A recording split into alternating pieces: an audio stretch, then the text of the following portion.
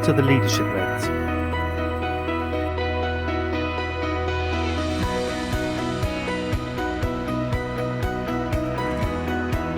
Whether you're an experienced leader, an aspiring leader, or just obliged to be a leader, there'll be something in this series that will be useful to you.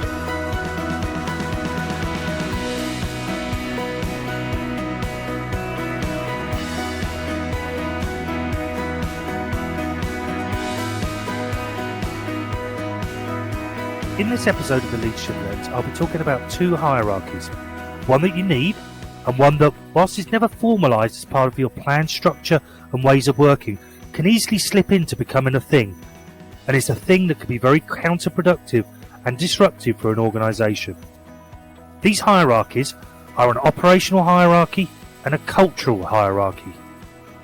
The first one, operational hierarchy, is the one that you need and that you'll plan for. The operational hierarchy is essentially the top point of the slide here.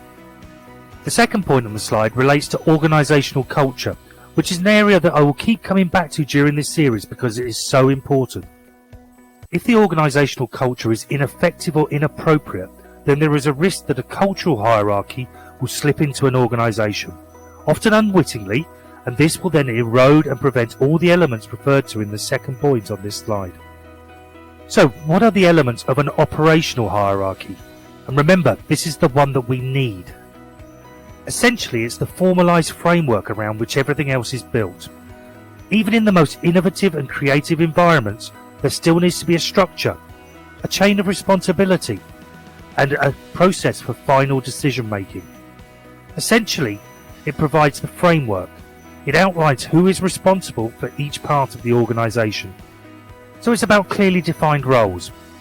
It outlines the responsibilities and accountabilities within the organisation. It ensures there is a structure to enable things to get done. So, does your organisation have clearly defined roles and responsibilities? Are these roles and responsibilities communicated effectively so that everyone is aware of them? We want to ensure that we avoid having these following questions asked. Whose responsibility is this? Who makes the final decision here? Who do I go to if I have a problem or a question on this? Or someone even saying, I don't know who makes the final decision on this. It might be me. I'm not actually sure. If we have a look at the quote on screen, from this quote you want and you need people to contribute. Within pretty much every organisation there are going to be differences in people's responsibilities, people's roles, people's seniority, and the salaries and benefits attached to this. This is just part of operational hierarchy. But there should not be a difference in how people are treated, how they are respected, and everyone should have the opportunity to have their voice heard, share their opinions and ideas. We should be in a situation that nobody's voice, ideas or opinions should be seen as less important, or for that matter, more important than others.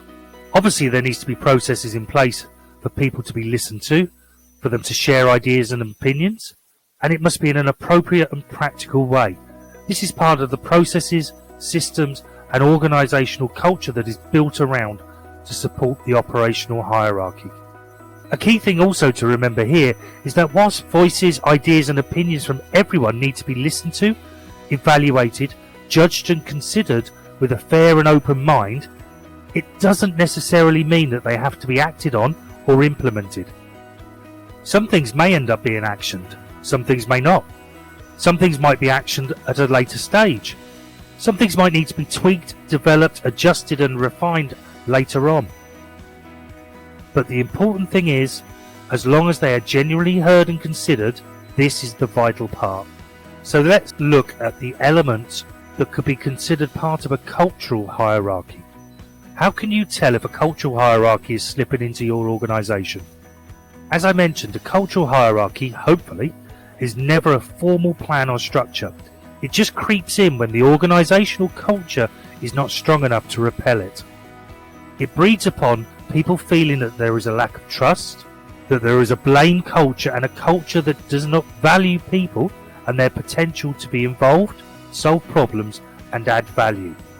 So does the culture within the organisation enable people to feel safe to take risks, to innovate, try things, to make mistakes, then rectify them without fear of punishment or sanction? Does the culture enable people to speak out and share thoughts and ideas? If not, why not? I like this quote from Tom Peters: "Take someone new and weird to lunch today." Now, this quote is about embracing differences and actively getting to know different people. People with different interests, different skill sets, and different roles to your own. How much mixing, collaboration and communication do people within your organisation have with each other? Do teams and departments mix? Do they get the opportunity to mix? Are there such things like regular company socials? Do people know what other individuals do, what each department does? Do people feel part of the whole company team? Have a think about what can be done to get people to share stories, share information about what they do and who they are, how people can ask questions to and about other teams. Do you know what? It might be interesting, it might be fun, might be informative and an eye-opener. It might also be very productive and strengthen the company. In a nutshell, a cultural hierarchy gives people different levels of importance and value. It prevents everyone from sharing their experience, their expertise and their ideas. It prevents collaboration and innovation across the whole organisation. It marginalises the voice and therefore the engagement of some employees. This is another great quote. It emphasises that it's crucial to value ideas and to be willing to hear them. But remember what I said earlier, it's not an automatic commitment to act on them. The good ones, yes. The relevant ones, yes. And the ones that are possible, yes. But not everything. Have a think about what opportunities you can create. Think about when people can collaborate, where they can collaborate and how often. Think about how to get people mixing and make sure it's not the same people all the time, as that defeats the object. Undoubtedly, teamwork and collaboration is a great thing. The more a company and an organisation works together, the bigger their pool of resources, the bigger their potential. So how are you going to get people to collaborate and people to actually feel that they can be involved in collaboration? Don't forget to download the infographic with the key points that have been covered during this program. We will be adding new content each week, so don't forget to like, subscribe and hit that alert bell to get notified when we upload a new program.